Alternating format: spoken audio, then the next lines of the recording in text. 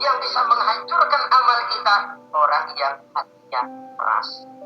Yang kedua, saudara-saudara, wa qaswatul qalbi, orang yang hatinya keras, tidak mempan diberikan nasihat, baik nasihat yang datang dari luar dirinya ataupun nasihat yang datang dari dalam dirinya. Hatinya keras. Wah, yang ketiga sekarang, yang bisa menghancurkan amal kita itu wa hubbud dunya, orang yang terlalu cinta kepada dunia. Pakai kalimat terlalu. Kalau sekadar cinta kepada dunia, why not? Kita cinta anak dan istri, wajar. Kita cinta harta benda, tentu. Kita cinta sanak famili dan seluruh handai tolak, memang. Kita juga cinta kepada bangsa dan tanah air, itu bagian dari iman, persilahkan. Yang tidak boleh itu kalau sudah pakai kalimat terlalu. Terlalu. Sebab kalau sudah terlalu, itu sudah di luar kontrol. Orang lalu menghalalkan segala cara. Terlalu cinta kepada jabatan, akhirnya bergeser. Sholat menghadap Allah. Dengar mau pindah jabatan ke tempat kering, gerasak berusuk nyari dukun. Ini kan namanya iya karena bodoh buat dukun nasta'in. Gak bisa itu satu paket. Kalau iya karena bodoh, wa iya karena nasta'in. Kalau hanya kepadamu ya Allah kami menyembah, hanya kepadamu kami minta tolong. Ini paket, jangan dipisah-pisah.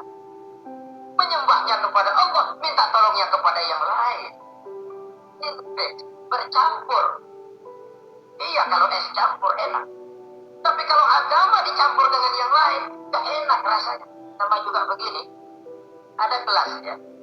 Kalau sepenuhnya diisi bensin, itu ketahuan, jadi minum motor.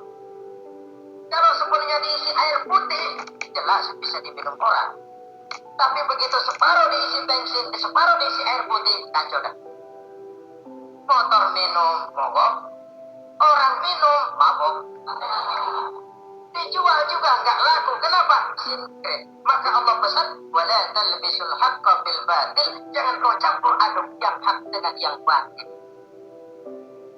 Saudara-saudara kaum muslimin, rahimakumullah.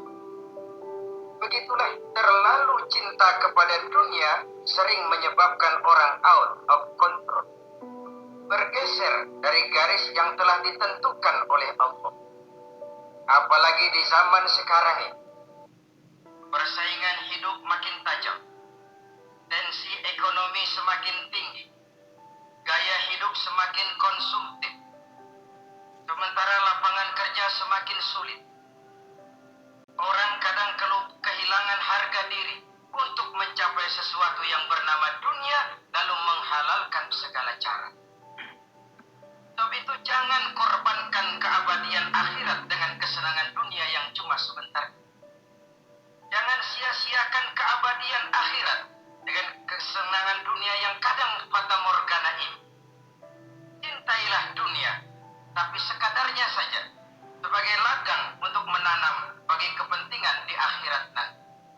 Terlalu cinta kepada dunia bisa menghancurkan amal yang sudah kita kerjakan. Ini yang ketiga. Yang keempat, wa qillatul haya, orang yang sedikit rasa malunya. Rasa malu merupakan bagian daripada nilai-nilai keimanan. Apabila rasa malu berkurang, artinya nilai iman juga ikut menurun. Kita melihat sekarang ini banyak orang pakai pepatah Arab dalam hidup. Qul ala zamzam fatu'rab, kata orang Arab. Kalau kepengen terkenal, kencingi sumur Zamzam. Itu bakal ngetop ke seluruh dunia. Sumur Zamzam dikencingi. Itu akan terkenal ke seluruh dunia. Terkenal apanya? Terkenal gilanya. Jadi apa maksud pepatah ini? Kalau pengen cepat terkenal, bikin yang aneh-aneh. Yang orang lain nggak kerjain, kerjain. Yang orang lain nggak pakai. Nanti kan aneh, dilihat orang. Kalau dilihat orang kan cepat ngetop. Pantas apa tidak nomor 18. Yang penting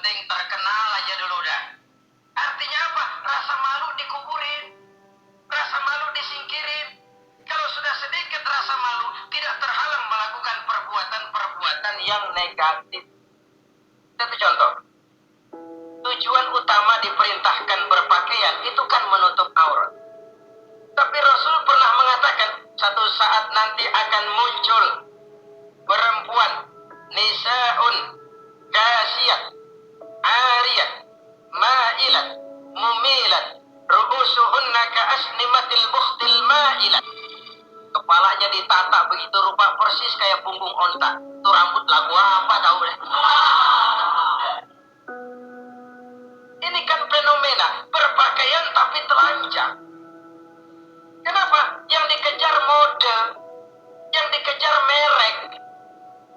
Kiblatnya Paris, London, Roma. Imamnya siapa? Pierre Cardin, Christian Dior, Escada, Etienne Egner. Merek yang dikejar, mode yang dikejar, aurat pontang-panting. Ditambah oleh tayangan-tayangan berbagai iklan yang merangsang anak-anak kita untuk hidup konsumtif. Iya.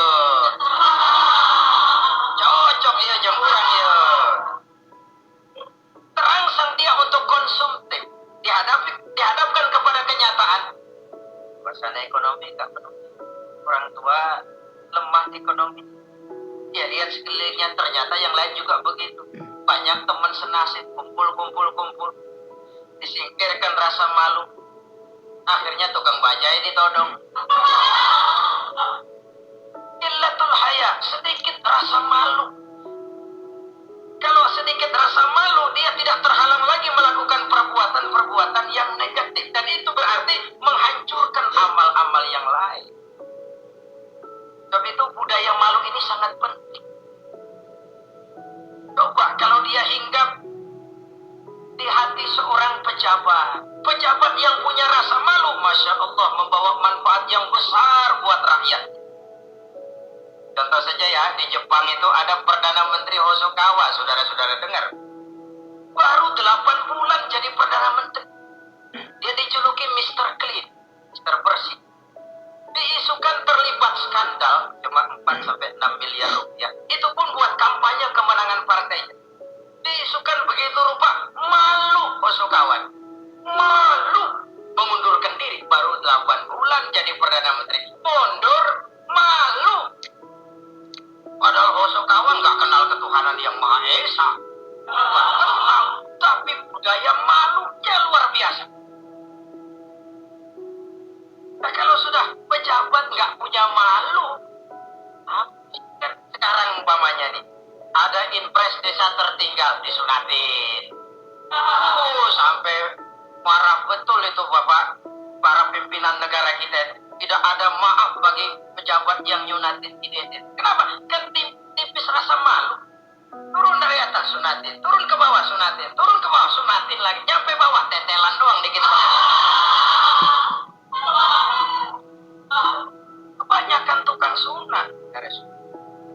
Budaya malu yang nipis. Orang kaya kalau punya budaya malu, bawa rahmat bagi lingkungannya. Ulama kalau punya rasa malu, gak jual ayat menghalalkan yang haram, mengharamkan yang halal. Bagaimana kiai haram karena belum dapat bagian. Begitu dapat jatah, haram dikit dah. Kiamat umat kalau sudah kayak begini. Budaya malu di segala strata sekarang ini menipis. Dan itu tentu berangkat dari kualitas keimanan. Ini yang perlu dipompa ke permukaan. Dan dilematis memang sering terjadi. Satu contoh, pada satu sisi kita menggalakkan proyek pariwisata. It's okay, kita perlu devisa. Tapi pada sisi lain kita harus menjaga nilai-nilai luhur dari budaya bangsa kita. Jangan sampai kemasukan wisata mancanegara, lalu budaya mereka yang tidak sesuai juga ikut kita serap. Boleh masuk ke Indonesia, pakaian seenaknya, dia mau udah pantas aja udah. Perempuan ayah-ayaban ke pasar pakai kutang doang, boleh, pantas aja. Bocah kita ayah-ayaban ke pasar pakai kaos kutang, perempuan mana panok melulu.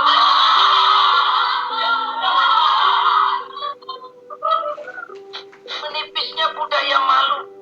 Ada standar bahwa mode. Hal kedua, merek apalagi. Yang pertama itu menutup aurat dari sisi kondisi berbahaya. Kalau anak-anak kita diracuni oleh yang namanya mode, diracuni oleh yang namanya merek, aki-aki keriput kalau habis busuran kenceng lagi. Pasaran keras lagi.